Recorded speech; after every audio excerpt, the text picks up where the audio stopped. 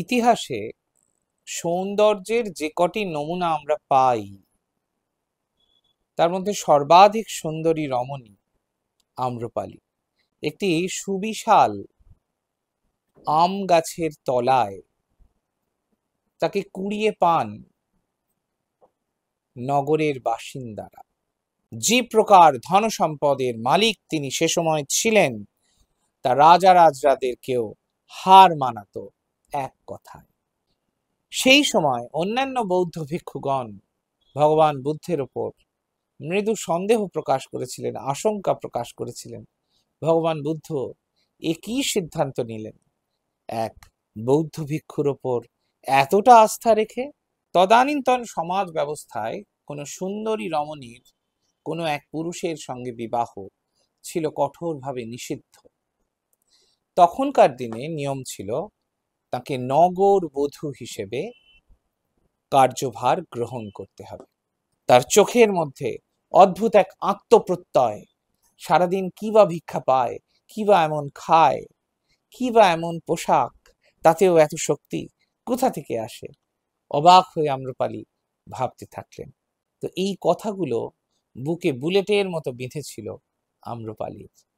আম্রপালি নিজের ভুলটি বুঝতে পারেন, নিজের মোহ মায়া অহং এবং ষড়রিপুর যে প্রভুত্ব, যে প্রকাশ, যে আধিপত্য তার মধ্যে ছিল তা তিনি নাশ করতে উদ্যত হন।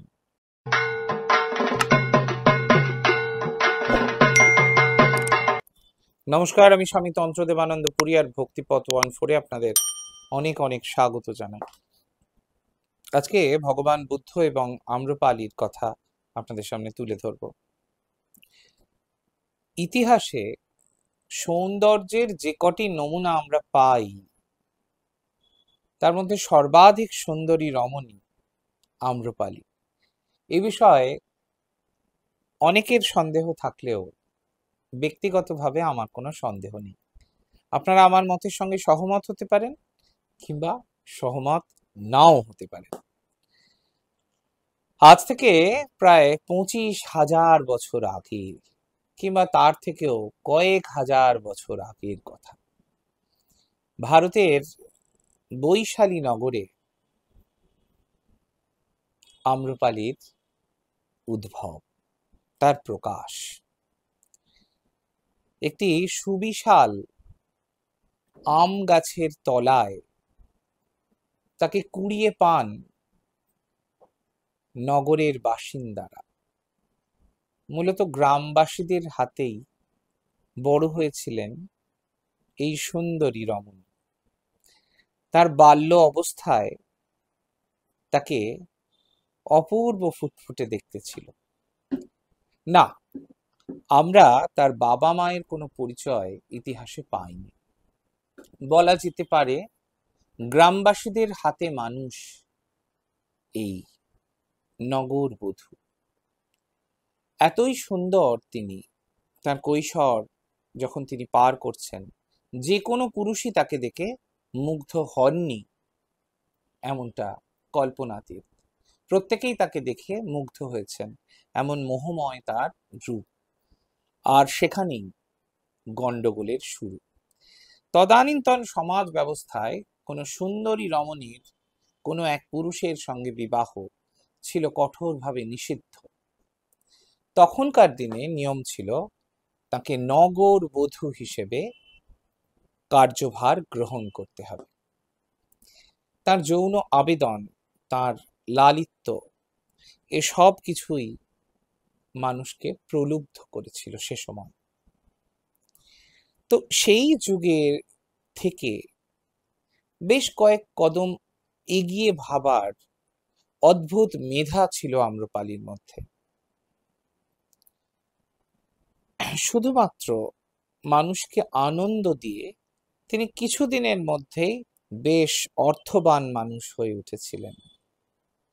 একের পর এক মানুষ তার সান্নিধ্য লাভ করার জন্য এসেছেন এবং আম্রপালি কাউকেই নিরাশ করেননি। তাঁবুর ব্যবসায়ীরা তার কাছে আসতেন শুধুমাত্র আনন্দ লাভের আশায়। আর এখানেই আম্রপালির সর্বাঙ্গীন সাফল্য। বলা যেতে পারে আম্রপালির কাছে যে প্রকার ধন সম্পদের মালিক তিনি সে সময় ছিলেন, তা রাজা রাজরাদেরকেও হার মানাতো এক কথায়। এহেন আম্রপালি কি হয়েছিল জানেন?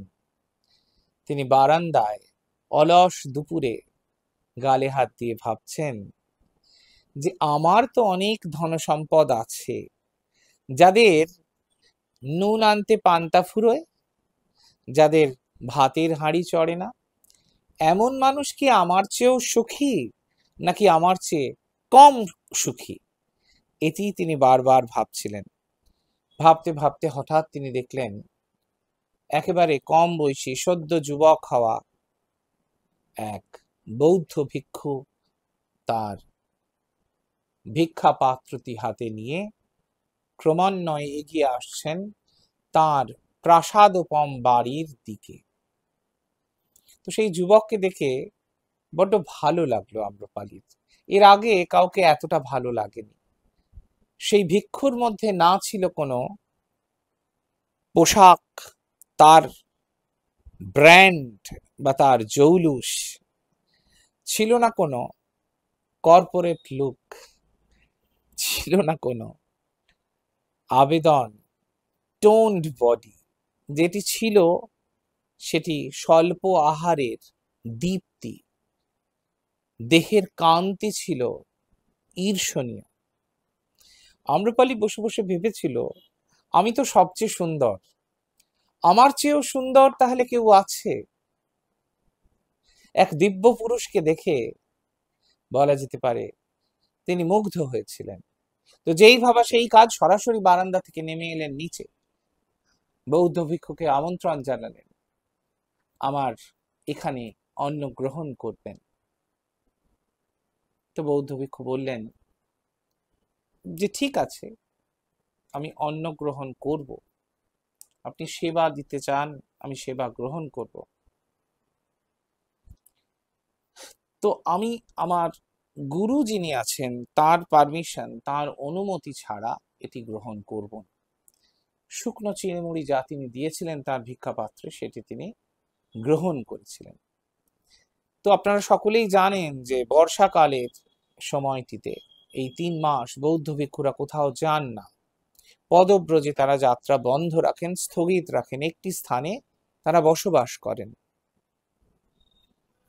তো সেইখানে আমন্ত্রণ জানিয়েছিলেন ওই বৌদ্ধ ভিক্ষুকে আম্রপালি তার প্রাসাদোপম বাড়িতে আগামী বর্ষার জন্য 3টি মাস অবস্থান করার জন্য, সেবা গ্রহণ করার জন্য।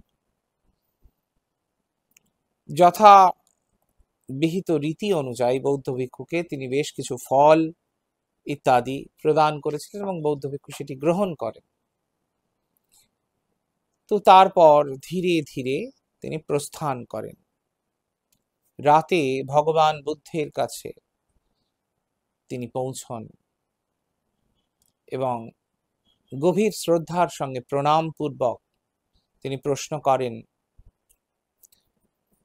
প্রভু, আমি কি এই প্রস্তাব গ্রহণ করতে পারি?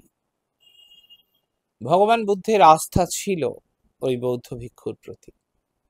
তিনি জানতেন কোনোভাবেই তিনি ষড়রিপুর দাস বৃত্তি করবেন না, কোনোভাবেই তিনি অ্যাটাচড হয়ে পড়বেন না, তিনি নির্লিপ্ত থাকবেন, তিনি ডিট্যাচড থাকবেন, বিচ্ছিন্ন থাকবেন। এই রিপুর জয় জয়কার সেখানে প্রবল মাত্রায় থাকা সত্ত্বেও সেই সময় অন্যান্য বৌদ্ধ ভিক্ষুগণ ভগবান বুদ্ধের ওপর মৃদু সন্দেহ প্রকাশ করেছিলেন, আশঙ্কা প্রকাশ করেছিলেন। ভগবান বুদ্ধ একই সিদ্ধান্ত নিলেন, এক বৌদ্ধ ভিক্ষুর ওপর এতটা আস্থা রেখে? আম্রপালির জীবনটি ইতিহাসের সেই সমস্ত নারীদের অন্যতম, যাকে শুধুমাত্র পেটের তাগিদে মাত্র 16 বছর বয়সে বেশ্যাবৃত্তিকেই জীবনের একমাত্র অবলম্বন, একমাত্র পেশা হিসেবে গ্রহণ করতে হয়। তো সত্যিই কি তিনি দুর্ভাগ্যবতী নাকি সৌভাগ্যবান, এটি বিচার করবেন আপনারা। সেই বৌদ্ধ ভিক্ষু যখন অনুমতি নিলেন ভগবান বুদ্ধের এবং সরাসরি সেই বাড়িতে এসে অবস্থান করলেন, ঘটে গেল এক চমকপ্রদ ঘটনা, যা আপনারা কল্পনাও করতে পারবেন না। কাম ভাব, ভোগ ভাব, এই দুই ভাব বৌদ্ধ ভিক্ষু বহু আগেই জয় করেছিলেন। তাই সেবা গ্রহণে কোন রকম ছুত মার্গ বা বিন্দুমাত্র বিদ্বেষ বা ঘৃণা তার মধ্যে কাজ করেনি। ভগবান বুদ্ধের যে আদর্শ, যে দর্শন, যে মহতি ভাবধারা, সেটি তার শিরায় শিরায় প্রবাহিত ছিল। তো বৌদ্ধ ভিক্ষু এলেন এবং একজন মানুষের সঙ্গে একজন মানুষ যেরকম স্বাভাবিক আচরণ করেন, তিনি ঠিক সেই রকম স্বাভাবিক আচরণ করলেন। তাই দেখে অবাক হয়ে গেলেন আম্রপালি, যে সবাই আমাকে পাওয়ার জন্য মুগ্ধ, আমার সাথে সহবাস করার জন্য, শারীরিক সম্পর্ক মেটানোর জন্য, স্থাপন করার জন্য মরিয়া। কিন্তু এই বৌদ্ধ ভিক্ষুর মধ্যে এমন কি বিশেষ আছে যাতে সে সারাদিন আনন্দে মজে থাকে, আমার দিকে সে ফিরেও তাকায় না? কি এমন বিশেষ আছে যা তাকে সব সময় আনন্দময় করে রাখে?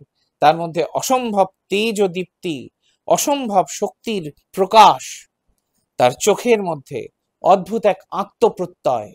সারাদিন কি বা ভিক্ষা পায়, কি বা এমন খায়, কি বা এমন পোশাক, তাতেও এত শক্তি কোথা থেকে আসে? অবাক হয়ে আম্রপালি ভাবতে থাকলেন। তো এক সময় তার প্রেমে পড়ে গেলেন, বিবাহ প্রস্তাব দিলেন। বৌদ্ধ ভিক্ষু সবিনয়ে সহাস্য বদনে তা প্রত্যাখ্যান করেন, তা ফিরিয়ে দেন। তো তখন আম্রপালি অবাক হয়ে প্রশ্ন করেন যে, আচ্ছা, তুমি তো সামান্য একজন ভিখারি, ভিক্ষুক, ভিক্ষা চেয়ে ভিক্ষা মেগে যা পাও সারাদিনে তাই দিয়ে তোমার জীবন গুজরান হয়, এতে তোমার আনন্দ আছে? এটা কি একটা জীবন হতে পারে? আম্রপালিকে বৌদ্ধ ভিক্ষুক জবাব দিয়েছিলেন, ভিক্ষা পাওয়ার মধ্যে যে শান্তি আছে, যে প্রসন্নতা আছে, তা তোমার এই প্রাসাদোপম বাড়ির মধ্যে নেই।